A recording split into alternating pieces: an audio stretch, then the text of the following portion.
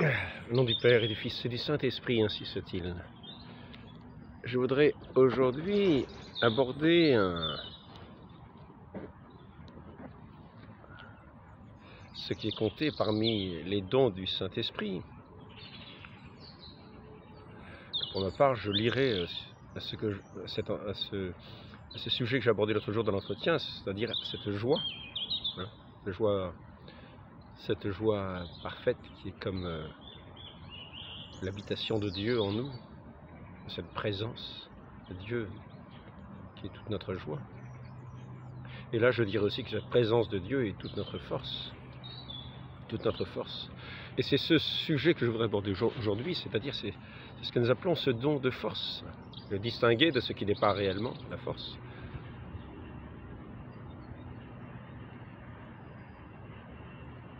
Ce que je commencerai par dire, c'est au sujet de cette création, c'est-à-dire notre Dieu qui donne l'être à toute chose. Il donne ses capacités à chaque chose selon qu'il l'a voulu, selon qu'il l'a créé, selon son espèce, selon son genre, selon sa nature, et aussi selon qu'il lui permet de continuer d'être, c'est-à-dire qu'il continue de lui donner l'existence. Car si le bon Dieu cessait de penser à sa création, aussitôt, elle s'évanouirait dans le néant. Le bon Dieu donne toujours l'être à chaque instant à sa création.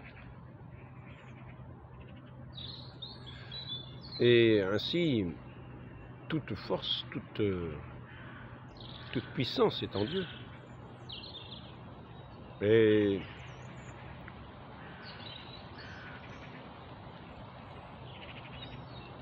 en nous faisant ces créatures, nous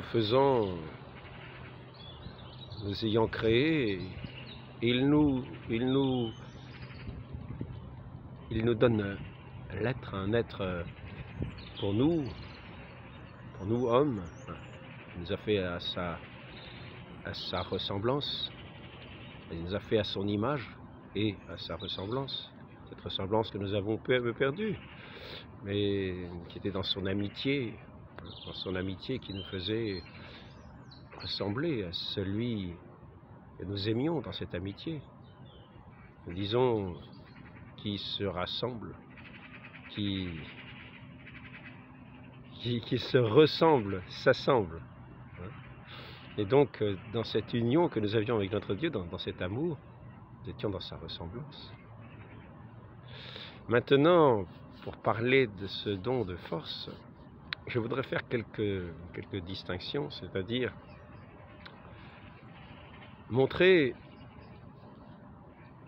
pour ne pas nous illusionner, comment cet ange tombé du ciel, peut sembler avoir une certaine puissance, exercer une certaine puissance sur les créatures qui lui sont assujetties. Le bon Dieu a donné une puissance, une force à chaque créature, comme je le disais à l'instant, selon l'être qu'il est. Et les anges ont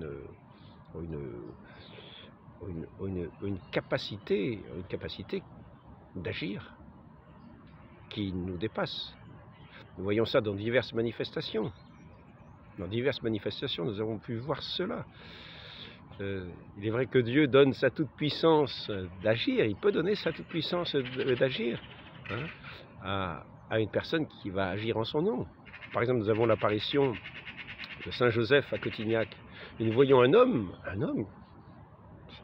c'est le récit de cette apparition qui le dit, qui va se voir soulever un rocher, comme si c'était rien, comme si ce n'était rien. Nous voyons dans certaines apparitions, certains enfants qui pèsent, qui ont des apparitions, qui voient la Vierge Marie, ou qui disent voir la Vierge Marie. Et il y a certaines personnes qui ont expérimenté des choses auprès d'eux. Il y en a qui ont voulu les soulever. Et ces enfants paraissaient tellement lourds que même en se mettant à plusieurs hommes, il n'arrivait pas à soulever ses enfants. Et nous voyons à l'opposé, par exemple, l'apparition de la très Sainte Vierge à l'île Bouchard. L'île Bouchard, hein, je crois que c'est 1947. La Vierge Marie apparaît à 4 jeunes filles, il me semble. Et alors, bon, il y a une histoire avec les maîtresses et les sœurs qui tiennent l'école et tous les autres élèves, parce que la Vierge Marie invite à certains rendez-vous à l'église. Alors le pauvre prêtre est un petit peu fou de voir ça. Il est vraiment dépassé, il refuse qu'on aille participer à des espèces de ce qu'il imagine être des montages des enfants ou des illusions ou tout ce qu'on veut. Et donc, mais ce qu'on peut constater, ce qui a pu être constaté par tous ceux qui étaient présents lors de ces apparitions, c'est que, par exemple, au moment où je crois que la Vierge Marie doit donner sa main à baiser aux enfants, et les enfants devaient s'approcher, il était question de l'embrasser. Et alors, il y avait des enfants qui étaient assez petits, mais il fallait les porter. Pour des jeunes filles ou des petites filles, porter d'autres enfants, ça ne se fait pas forcément de façon si évidente, mais surtout qu'elles avaient quand même, malgré tout, elles avaient un certain âge, ce n'étaient pas des bébés. C'était pas des bébés. Donc, et puis on voit la manière dont l'aîné de porter les autres, comme si c'était des fétus de paille, avec une aisance. Donc nous voyons l'action de Dieu qui donne sa force, qui donne sa force à qui il veut, pour faire les œuvres qu'il veut. Nous voyons bien notre Seigneur qui agit sur les éléments, les tempêtes, etc.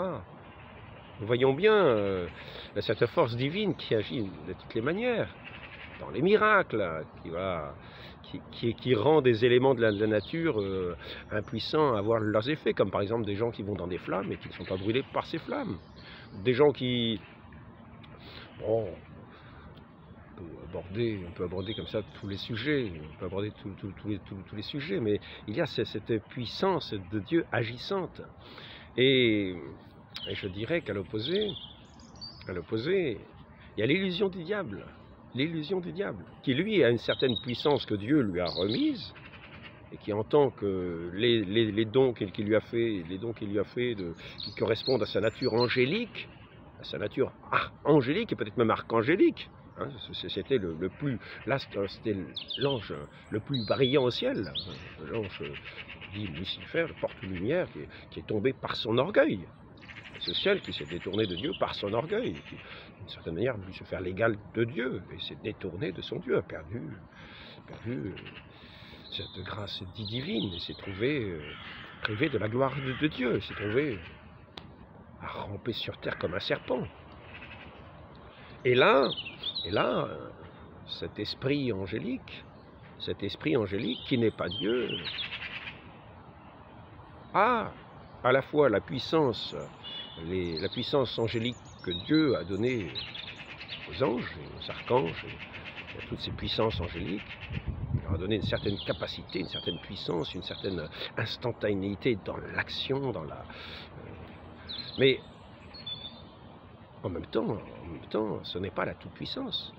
Non, c'est une puissance une force qui correspond à la capacité que Dieu donne aux anges. Quand il leur donne, parce que c'est à chacun, malgré tout, même à la capacité de ces anges, Dieu met des limites. Et il peut mettre les limites qu'il veut, il peut très bien s'opposer à eux et les empêcher de faire une action. Mais dans ce monde, on peut les empêcher d'agir. Donc nous avons vu que déjà le Saint-Archange, l'archange Saint-Michel et tous ces anges fidèles ont renvoyé du ciel dans cette bataille céleste. Il est question dans l'Apocalypse, un grand combat dans le ciel. Et les anges ces mauvais anges rebelles ont été chassés du ciel. Donc on a mis une opposition à leur capacité que Dieu avait mise en eux, à leur puissance que Dieu avait mise en eux. Alors maintenant, donc ce démon a une capacité d'agir. Il a une capacité d'agir. Mais cette capacité vient surtout de la séduction. C'est-à-dire qu'en fait, il n'a pas la toute-puissance de Dieu, et il va pouvoir simplement se servir de ceux qui vont être assujettis à sa séduction, à lui-même, à son mensonge, à tous ceux qui vont entrer à sa suite, de façon à les faire agir comme il l'entend. Et ainsi, il va décupler sa puissance par tous ces suppôts de Satan, ceux qu'on appelle les suppôts de Satan, c'est-à-dire qui se sont laissés séduire par Satan, qui font les œuvres du diable. Voilà, et inspirés par le diable, dans la séduction du diable. Et là, il va agir, alors là, avec sa capacité angélique, parce que pour certaines personnes qu'il aura séduites, il pourra agir de telle manière qu'il peut même prendre possession de ces personnes et agir avec ces personnes-là en utilisant ses propres pouvoirs à lui, sa force à lui, une force décuplée. Nous voyons ça dans des exorcismes. Nous voyons ces gens qui prennent une voix impressionnante, qui sont possédés de ces esprits démoniaques. Et voyons dans l'Évangile que quelquefois, il n'y a pas qu'un seul esprit démoniaque qui est entré dans une personne. Dans l'Évangile, nous voyons un qui s'appelle Légion, parce qu'ils sont des quantités. Et notre Seigneur va chasser ces légions de démons qui occupent un possédé, et il va le lancer dans un troupeau de porcs qui ira s'abîmer en mer, auquel il donnera l'ordre de s'abîmer en l'air, de s'abîmer en mer. Parce que notre Dieu agit avec sa puissance, et tout plie devant la parole toute puissante de notre Dieu.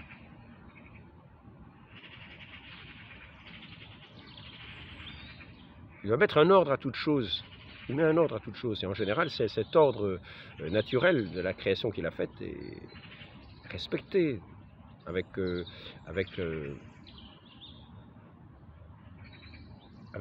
dans la nature de chaque élément, selon la puissance qu'ont ces différents éléments, selon la capacité qu'ont ces différents éléments, en général. Mais le général ne fait pas la loi au bon Dieu. Le bon Dieu a cette capacité d'agir sur les éléments, toujours dans cette puissance, dans le respect de ces créatures qu'il a faites qui sont à son image. Il va respecter leur liberté. Et Satan ne peut pas faire non plus autrement. Il peut mentir, il peut tromper et amener à utiliser la force qui est mise dans les créatures humaines, dans ces hommes, dans ces femmes, pour le mettre à son service. Et ainsi, la force de Satan consistera ici surtout dans la séduction. Mais quand il y a des possessions, il va montrer une certaine puissance, cette puissance angélique, avec des capacités, ces capacités démoniaques à agir avec une force incroyable. C'est-à-dire que, par exemple, des hommes forts seront incapables de tenir une personne possédée qui va avoir une force décuplée. Bon, mais ceci, ce n'est pas la vertu de force. Ceci, c'est, on peut dire, la vertu naturelle qui appartient à chaque entité ou à chaque être, à chaque créature que Dieu a faite, qui lui appartient parce que Dieu lui a remis cette capacité d'agir, cette puissance, cette force. Maintenant, dans le domaine de ce qui est de la force véritable, de la foi véritable, nous allons voir que ici, je ne veux peut-être pas tant parler de la toute-puissance de Dieu, bien qu'il s'agisse quand même de cela. Mais ce n'est pas cette toute-puissance en premier lieu sur les éléments dont je ne vais pas reparler. C'est-à-dire, c'est surtout cette force de l'amour qui est vainqueur du monde. Je vais surtout parler de la force des saints que Dieu a mise en eux par son Esprit Saint qui vient habiter en eux et qui donne cet attrait irrésistible au bien, qui donne cet attrait irrésistible au bien, qui va les faire vaincre tous les obstacles qui leur feraient, qui sont des obstacles à leur vie de foi, à leur vie de prière, à leur union à Dieu. C'est tout ce qui est du monde et qui va vouloir faire obstacle à Dieu. Satan en premier. C'est ceux qui vont mettre les suggestions dans les hommes, essayer de jeter le doute. Mais la force, justement, va consister dans ceux qui auront mis cette foi dans le Sauveur, dans celui que nous avons vu naître dans la crèche, naître ces jours-ci, ce Dieu tout-puissant qui s'est fait faible, qui s'est fait enfant dans cette étable, dans cette pauvreté, avec ses parents qui vivent la simplicité et la pauvreté, et ils sont là, répondant à un appel au recensement pour aller être recensés dans la ville de Bethléem. Et voilà que cet enfant divin, que ce Dieu fait homme, fait enfant, va naître dans cette pauvreté, de cette étable, dans cette mangeoire. Il va être posé dans cette mangeoire, lui qui est notre vie, nous qui avons donné notre cœur à ce Dieu qui est venu dans le monde, qui s'est fait enfant, qui s'est fait dans sa simplicité, dans sa douceur, dans l'humilité même, dans l'amour, dans cet amour qui est le règne de Dieu, qui est la vie de Dieu. Cet amour, Dieu est amour. Et il vient nous appeler à l'amour, dans cette simplicité, dans cette pauvreté, non pas dans l'orgueil du monde, mais dans cette simplicité, dans cette pauvreté, il nous appelle à l'amour, à répondre à l'amour, dans cette foi en lui, lui qui est venu et qui s'est fait ce petit enfant au milieu de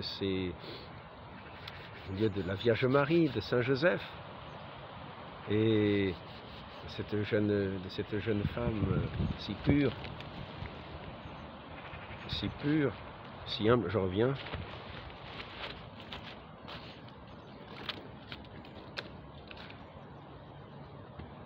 Piquant. Voilà. Les objets qui s'envolent, il vaut mieux veiller, sinon ils vont aller plus loin.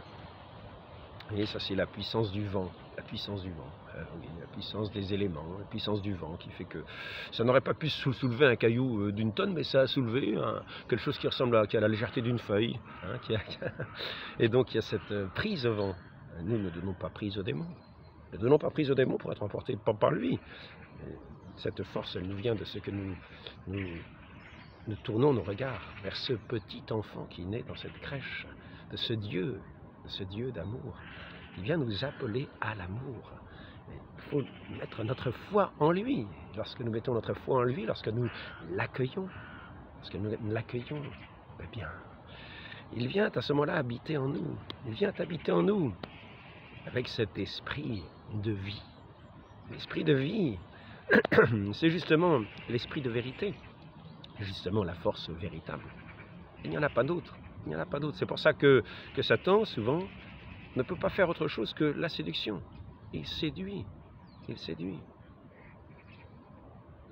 Parce qu'il n'a pas la vie en lui. Il n'a plus la vie en lui. Il a perdu la vie. D'une certaine manière, la vie spirituelle. Il est mort à l'amitié de Dieu. Il n'a pas l'Esprit Saint. Il a rejeté l'Esprit Saint. Et il reste cette haine qui n'a pas de consistance véritable. La seule consistance, la seule force véritable, c'est l'amour. L'amour qui est. Et la haine, en haine, ce qui est. Dieu en premier. Donc avec toutes ces capacités qu'il a, le diable ne va pas pouvoir avoir quelque chose de consistant. Il va être en opposition, il va être l'opposé.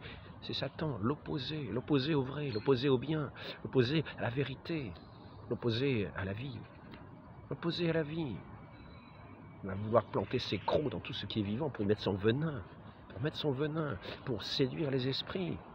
Mais cependant, ceux qui auront mis leur foi dans le Christ, dans cet enfant Dieu, dans ce Dieu fait enfant, dans ce Dieu qui est l'amour même, et dans lequel nous contemplons dans cette enfance la douceur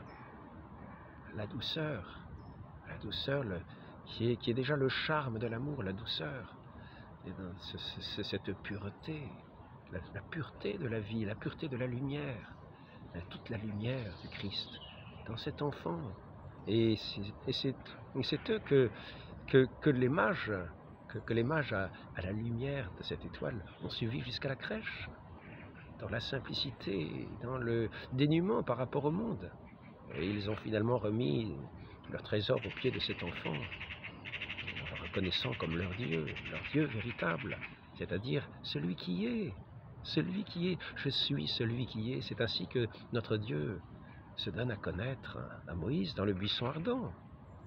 Je suis celui qui est, et tu diras aux enfants d'Israël, et c'est ainsi qu'on m'appellera de génération en génération. Je suis. Voilà.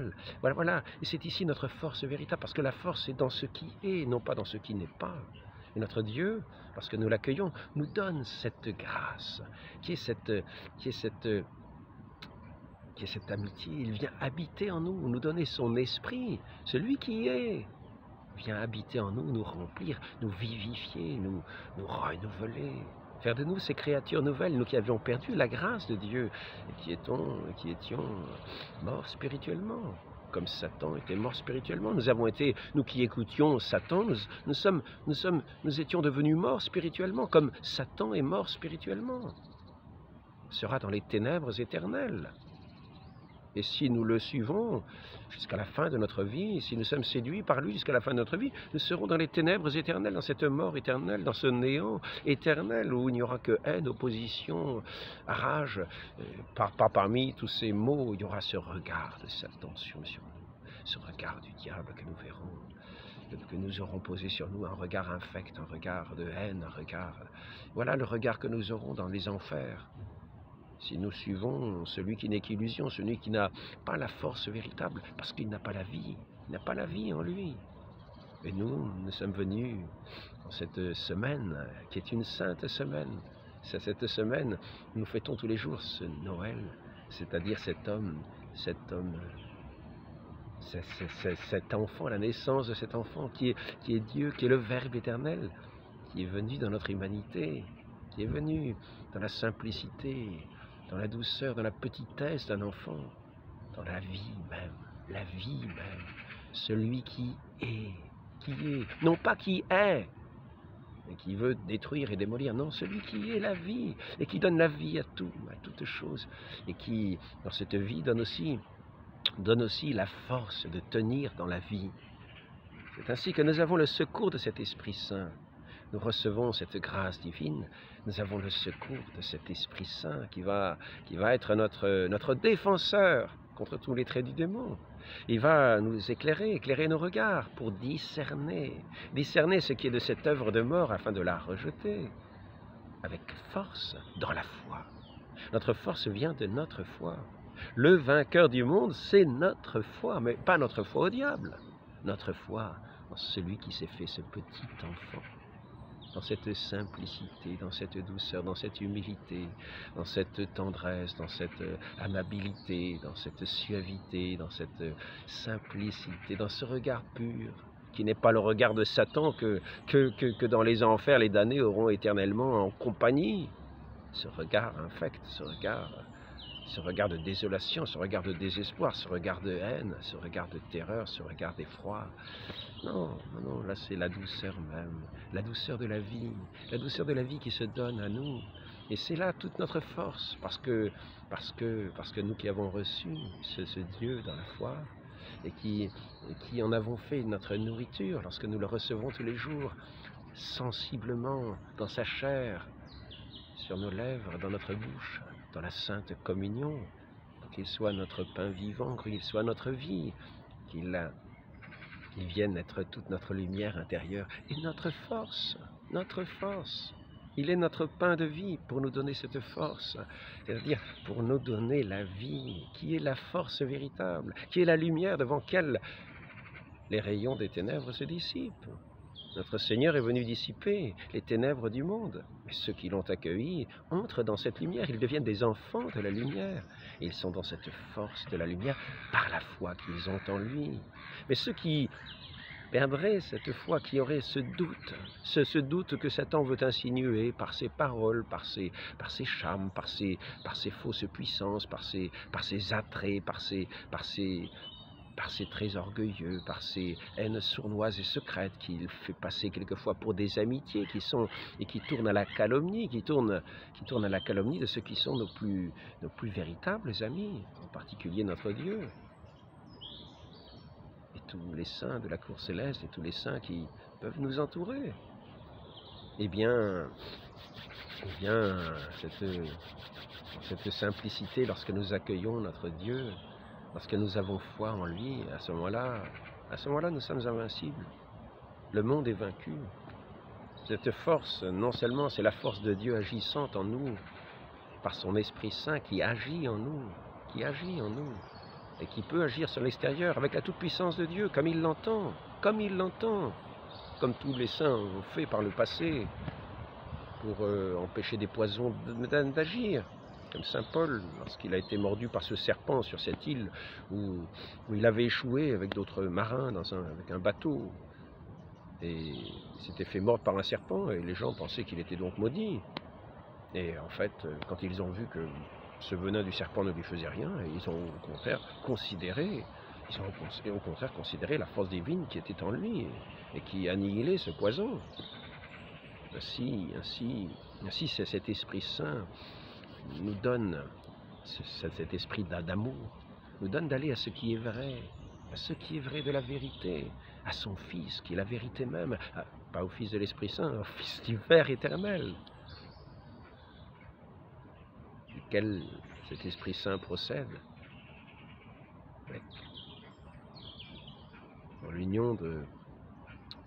dans cette union du Père et du Fils, procède le Saint-Esprit. Et cet esprit qui nous est donné ici-bas pour être notre défenseur, pour être notre joie, pour être notre force, pour être notre prière.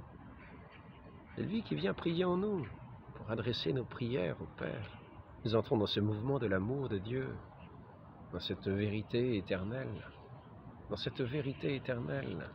au milieu de ce monde qui passe, pour nous attacher à cette parole qui ne passe pas.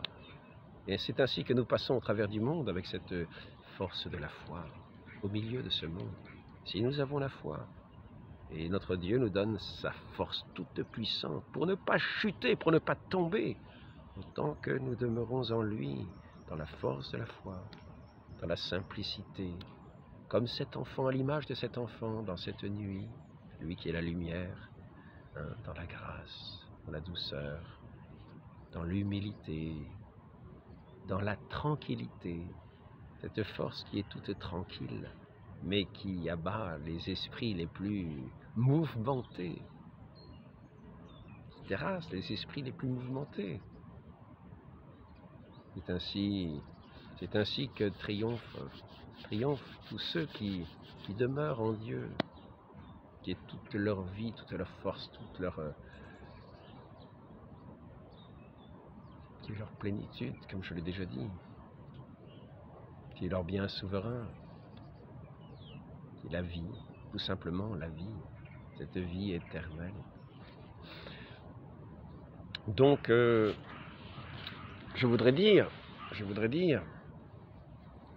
il nous faut faire attention parce que quelquefois, dans sa toute-puissance, notre Dieu agit pour nous faire percevoir certaines choses.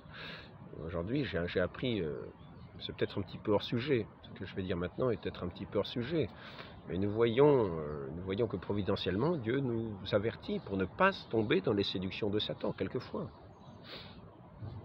Ainsi,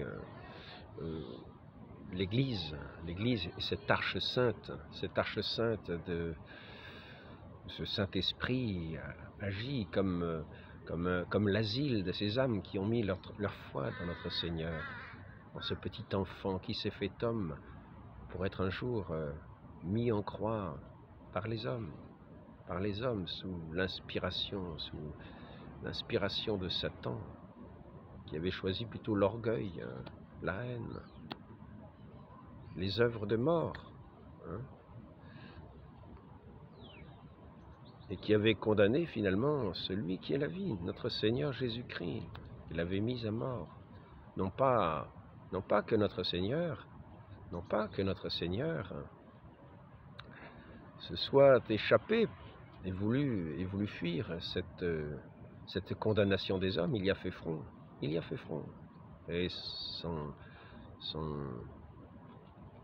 sa mort a été le témoignage de son amour pour le Père. Et c'était, on peut dire que la vraie gloire, on nous parle le Fils, c'est la croix.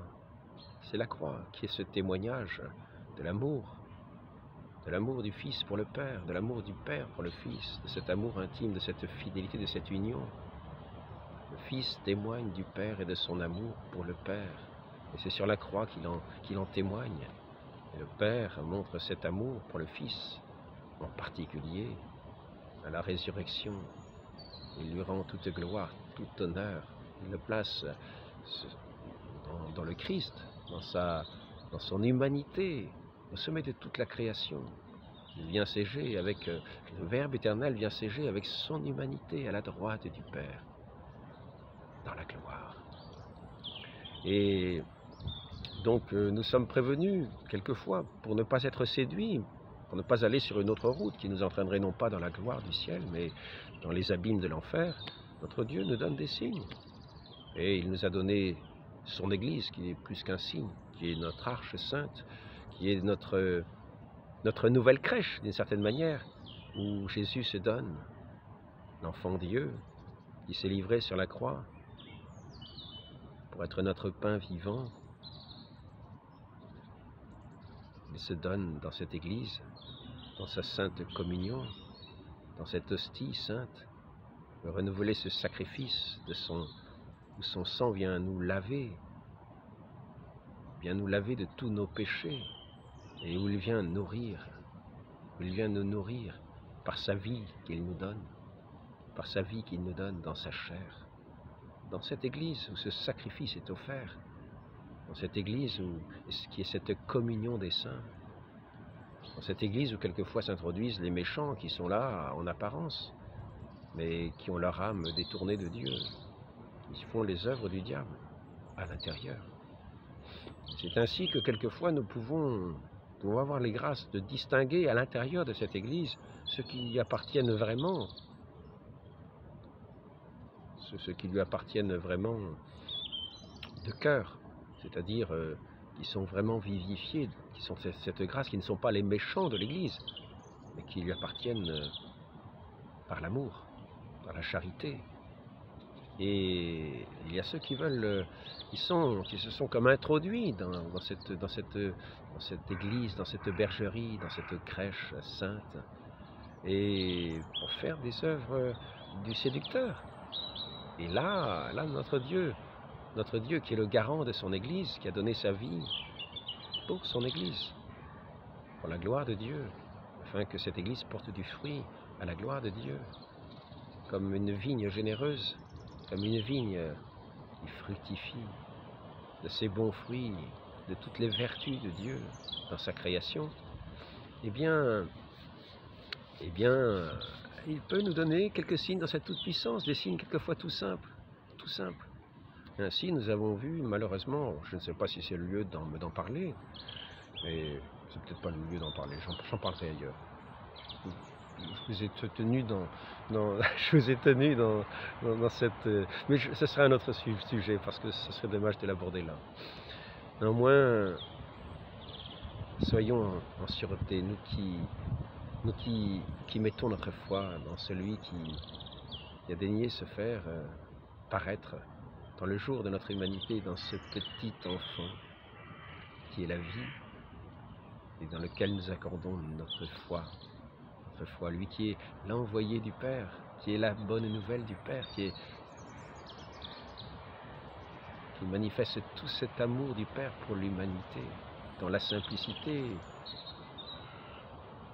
cette sainte famille, un père, une mère, même si Saint Joseph n'est que père putatif, et qu'il n'a jamais eu aucun rapport charnel avec la Vierge Marie, qui est toujours demeurée vierge très pure, sainte, l'épouse du Saint-Esprit, qui obéit à tous les mouvements du Saint-Esprit, qui épouse parfaitement les formes du Saint-Esprit. En elle, il n'y a nulle ombre, nulle tache. Saint Joseph, qui était le chef de cette sainte famille, à l'image de toutes les familles de la terre, qui accueillent cette œuvre de Dieu dans ces familles qui sont là pour fructifier selon la grâce de Dieu, selon la vie, non pas être divisés selon l'œuvre de Satan qui porte sa haine partout. N'écoutons pas l'œuvre de Satan. Regardons, fixons nos yeux sur cet enfant Dieu qui fera toute notre joie, et dans cette joie aussi sera toute notre force pour vaincre tous les traits du démon, toutes les séductions du démon. Demandons cette grâce à cette mère très sainte de cet enfant Dieu, de nous maintenir sous son manteau, dans sa simplicité, dans son Église sainte, malgré les séductions que nous pouvons avoir.